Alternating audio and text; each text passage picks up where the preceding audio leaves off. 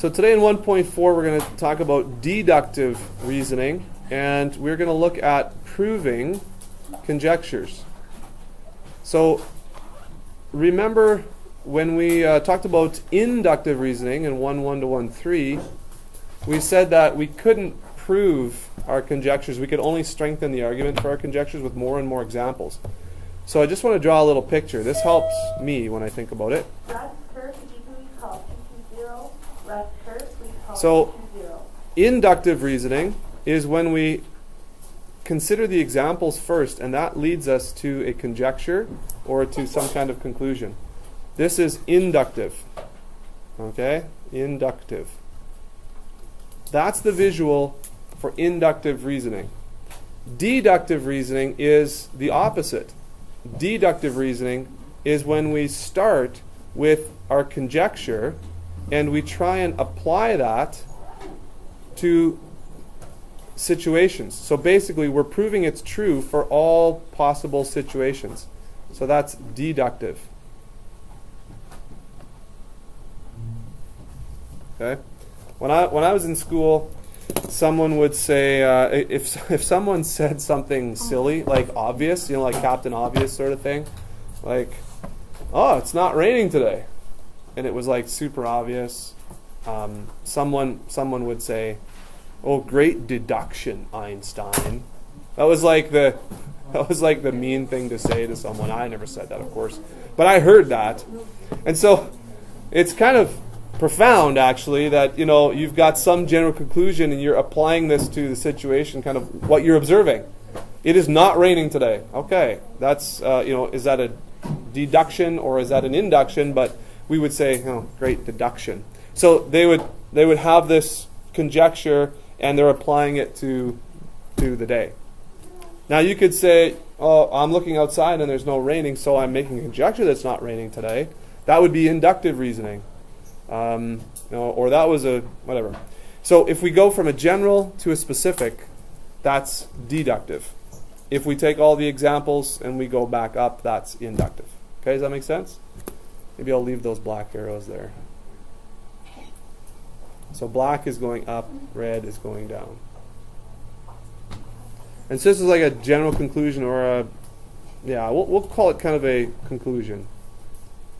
And we're going to try and prove our conjectures to make them applicable conclusions for different examples. Okay. So, back to the textbook. Okay. So, what is a proof? What is a proof and what is a generalization? We should probably take a look at those two. A proof is a mathematical argument showing that a statement is valid in all cases, or showing that no counterexample exists.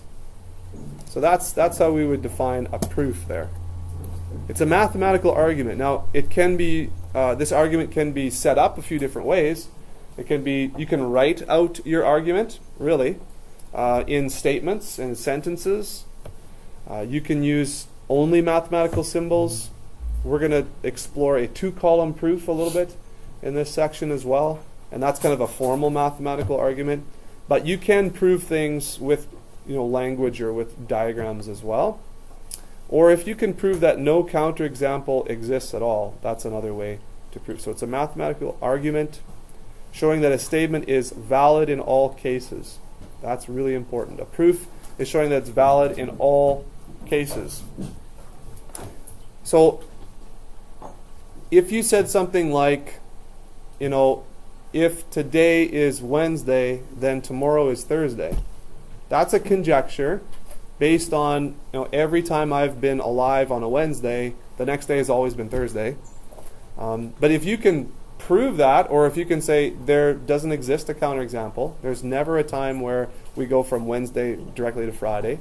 Or if you can say, build some sort of proof that this is the case every time, then you've made a proof. And that would be an easy one to prove, right? Because there's no counterexamples. If today is Wednesday, then tomorrow is Thursday. Okay? You look on the calendar, it never jumps a day, right? No matter what the day number is or stuff like that. So some things are pretty easy to prove. Some things are not.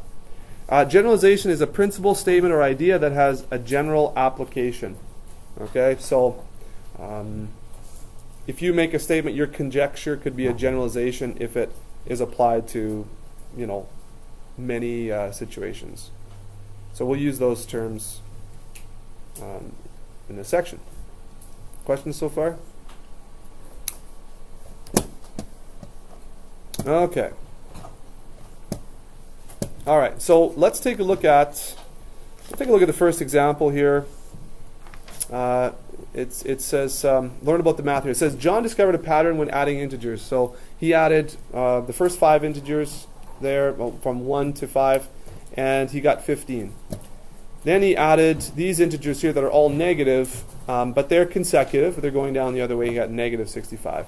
He added 5 integers starting at negative 3, consecutive, going up to 1. He got negative 5. He claims that from this, that whenever you add 5 consecutive integers, the sum is always 5 times the median of the numbers. Okay, so you guys remember what the median is?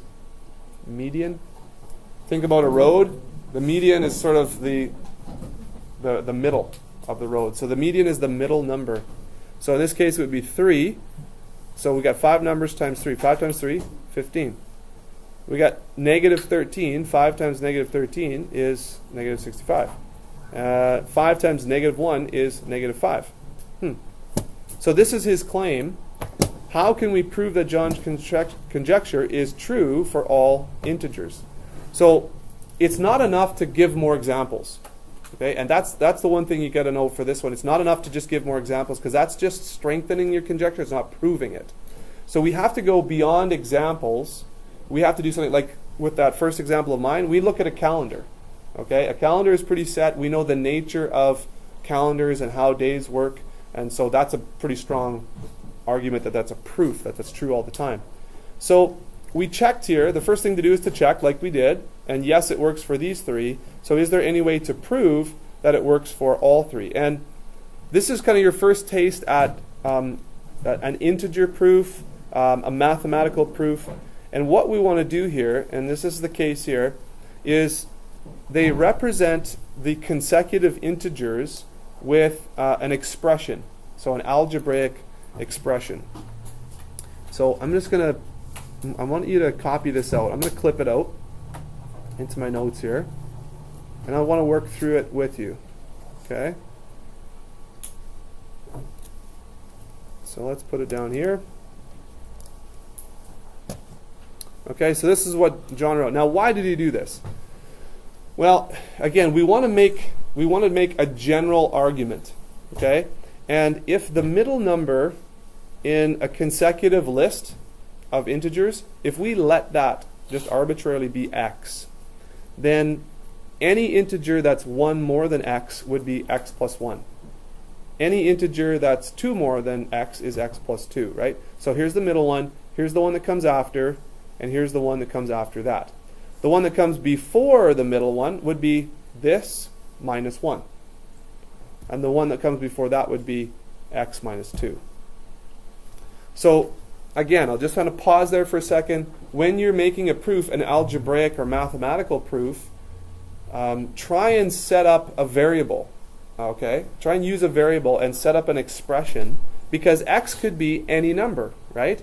So if we can somehow show that this his conjecture is true using x being any number, then that's our proof. You say x can be whatever integer, and this works every time. So let's follow it through. How do they kind of continue on this? Well, when you add up all of this and simplify it, what you get is you get 5 x's, and then all of the integers add up to 0. So this expression simplifies to 5x. No matter what that value for x is, that expression always simplifies to 5x. And so if I pick the number 17 and put 17 in here, this is going to be 18 and 19. This is going to be 16 and 15. If I add them up, it's going to be 5 times 17. I know that this is the proof. Okay? So that's called, what do they call it in here? Algebraic proof, mathematical proof, integer proof. Okay? So any of those. But that's kind of one thing we're going to work on here in this section. Any questions about that? Okay. So this kind of reasoning is deductive reasoning. So we are drawing a specific conclusion through logical reasoning by starting with general assumptions that are known to be valid.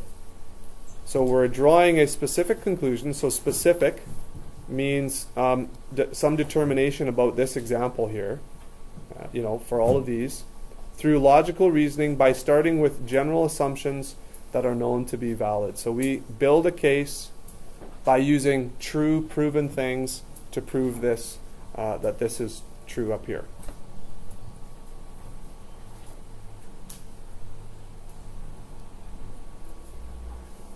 Okay?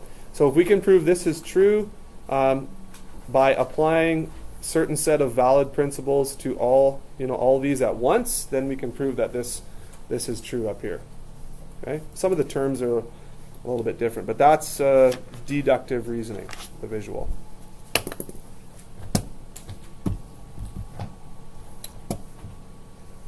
Okay. Okay, I'm going to give you one more example. This one is in the textbook, but I don't want you to look at the textbook, okay? I don't want you to look at the answer. I just want you to try and do this on your own. Is it the... Let's say, okay, so I'm going to give you a chance to do another one here. Prove that the sum of two even integers is always even. Okay, the sum of two even integers is always even. This is how we would go about this. So the first thing you want to do is check to see if this is something that we can try and prove at all. So think of an example or two and make sure that it's true for those couple examples that you can think of. So that's your first step. Okay, so the solution, the sum of two even integers is always even. Okay, let's just pick two, 4 and 8. Okay, and so that sum is 12. Is this even? Yes. Okay. What about 22 plus 6? That's 28. Is that even? Yes. Okay, so it works out for these two examples. Now we want to try to prove that this is true for all examples like this. Okay, so the sum of two even integers. How do I express algebraically or with a variable? How do I write an even integer? How do I write an even integer? Can I just say that the integer is x, or do I have to maybe write it some other way? What makes a number even?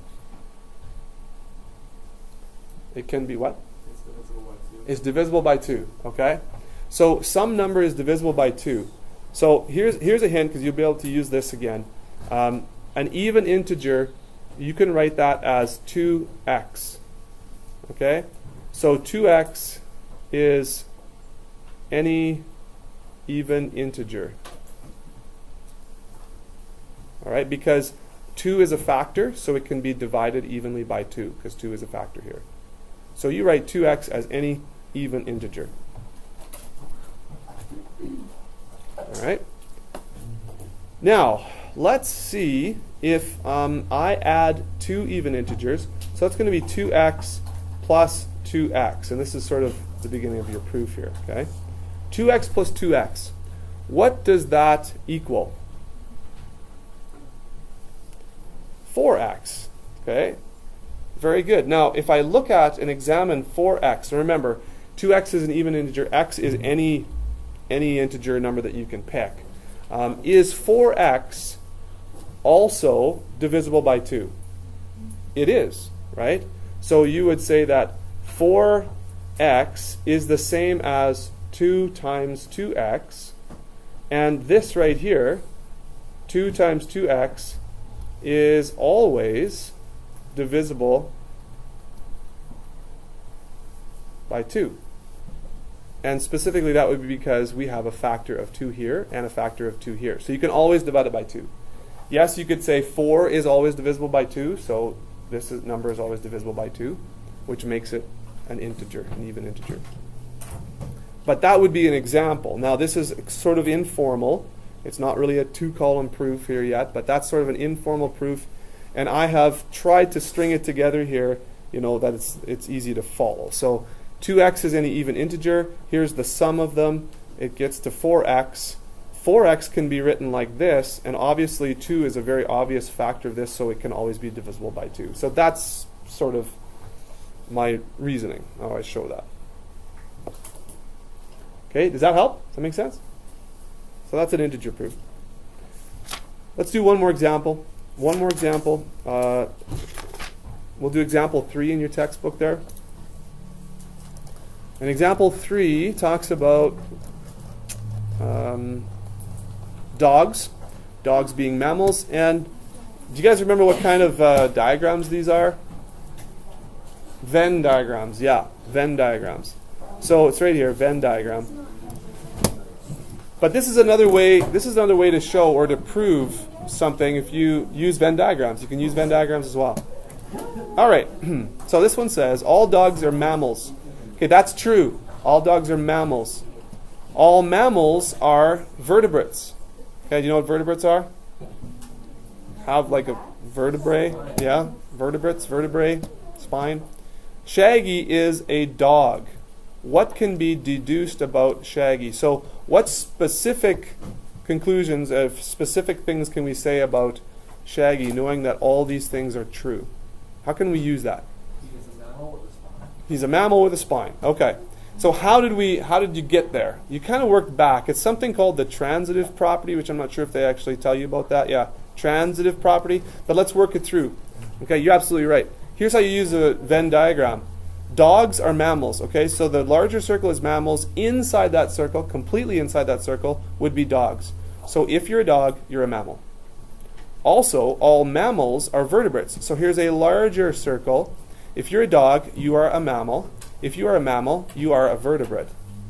And so what can be said about Shaggy? Because Shaggy is somewhere inside this circle. So Shaggy is also a mammal, and he is also a vertebrate. Does that make sense? You good with that? So let me just copy this circle here. Like that.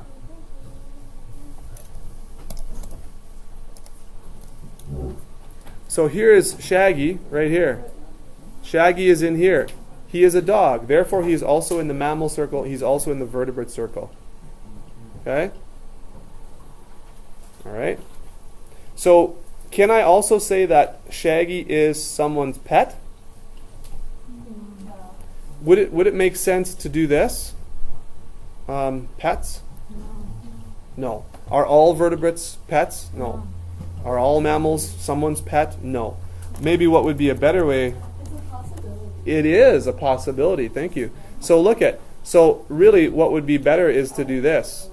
Some dogs are vertebrates, some dogs are pets, some mammals are pets, some vertebrates are pets. So we don't know if Shaggy's in here or not. Okay? We don't know if Shaggy. So I'm just kind of thinking outside the box here. Make sense? Questions?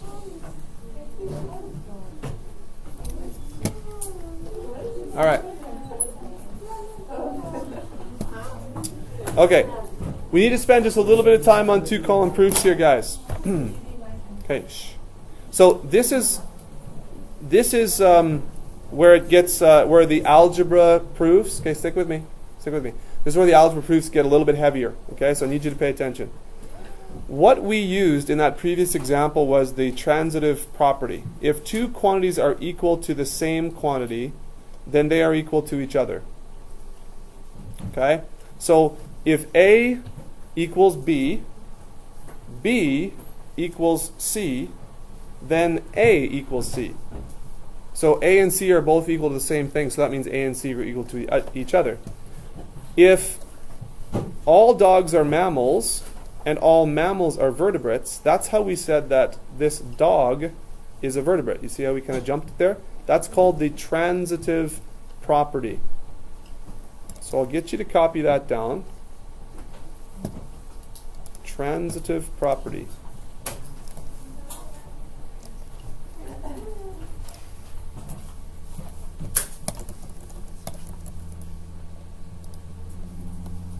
If two quantities are equal to the same quantity, then they are equal to each other. Okay?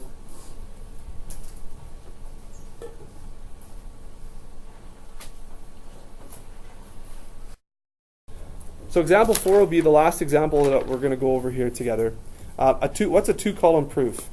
A two-column proof is a presentation of a logical argument involving deductive reasoning in which the statements of the arguments are written in one column and the justifications of the statements are written in another. So we have, here's one column over here, and here's another column. So a two-column proof.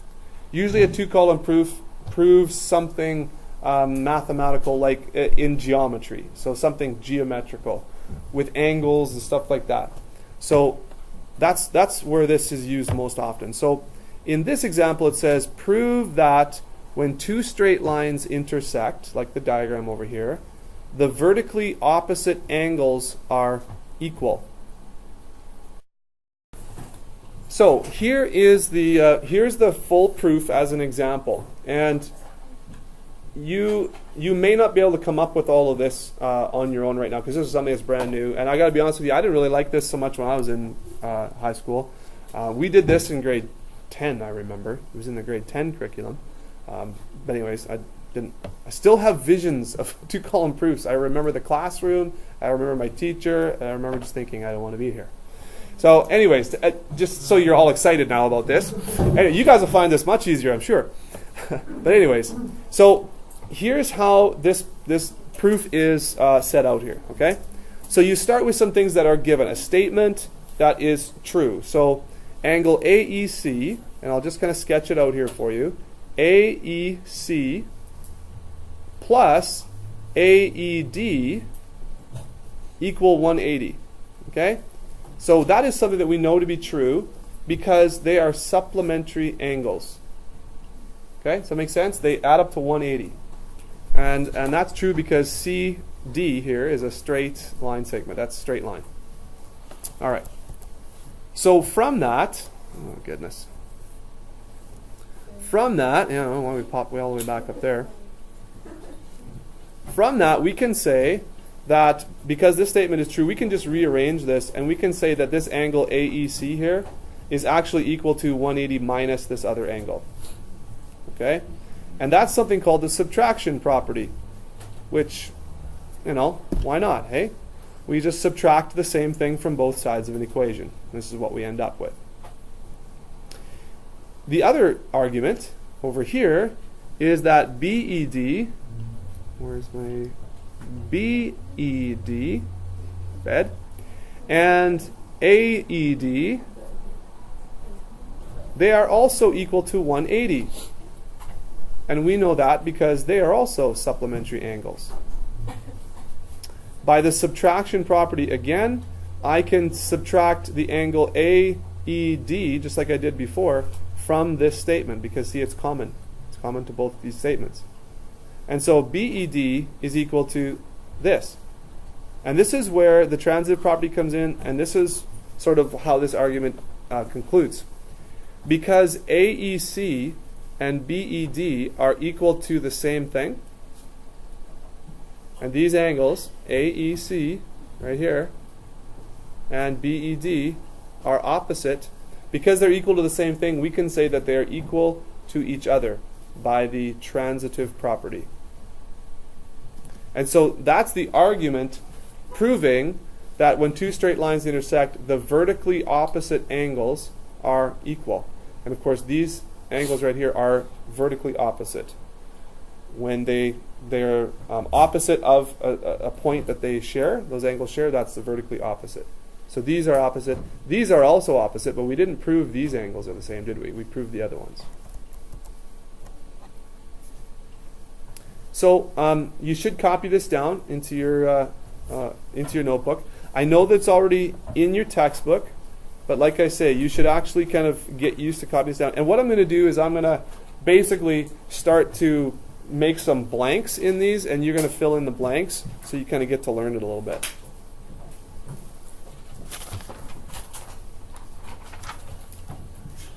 So go ahead and just take a minute. Okay, so here's a question here that we're going to work through together. Prove that corresponding angles are equal. In the diagram, angle 1 and angle 3 are corresponding. Okay, so let's see if we can prove, using other true statements that we know are true, we can prove that they're the same. And this is going to look an awful lot like the last one that we did. So let's do 2 columns, statement, and what do they call it, justification over there? Is that what they call it in the book? I'll just look back here. Yeah, justification, okay. All right, so we're going to try and use the transitive property here again, and we want to prove 1 and 3 equal. Is there something that both 1 and 3 are connected to that we can kind of look at? Like, for example, yeah, there's a line there, there's parallel lines, but I'm looking right here at angle 2. Okay? So I'm going to say that angle 1, right, plus angle 2 equals 180. Because they are supplementary. All right. I'm also going to say that angle 1 is 180 minus what? Angle 2. Good. And what property is that? Yep, that's right. Just like the one we did. Very good. Subtraction property. Okay, so we should put property there, I guess. Okay. What other relationship does angle 2 have with angle 3? Do we know something about same side interior angles? Remember that from, when was that? Have we talked about that yet? That actually might be in this course. Some coming later. Okay, well, I'll give you a hint. Angle 2 plus angle 3 equals 180. And that's because same side interior angles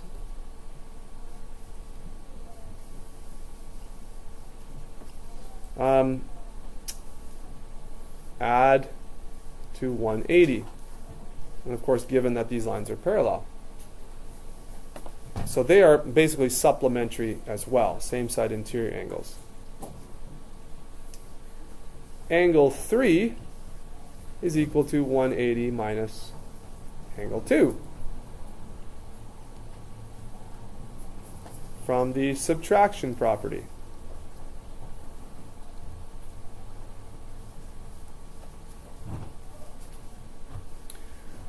So, where are we now? What comes next? Are we getting close to making a statement that, hey, what I'm trying to prove, I can actually prove now? Are we getting close here? Yeah. What can we say? Our final statement then is going to be angle what? 1 equals angle 3. And why would we say that? Because angle 1 is equal to this, and angle 3 is equal to the same thing. So if two things are equal to the same thing, that means they're equal to each other by which property did we just learn? Transitive property. Okay? Awesome. Okay. The 2-column proofs won't be much more difficult than that. Okay? You're going to basically have a proof that's pretty much just like that you're going to have to do, fill in, do whatever. So that's pretty basic. You guys okay with that? Good with that? Okay. So let's just look finally at the in-summary ideas here real quick. Deductive reasoning involves starting with general assumptions that are known to be true through logical reasoning and then arriving at a specific conclusion. So we want to prove that conjecture is true for all cases, so we can apply that to all cases. A conjecture has been proved only when it's been shown to be true for every possible case. This is accomplished by creating a proof that involves general cases. When you apply the principles of deductive reasoning correctly, you can be sure that the conclusion you draw is valid. The transitive property is very important for 2-column proofs, and a demonstration using an example is not a proof, right? We can't just give more examples. All right. So, I'll give you your assignment here.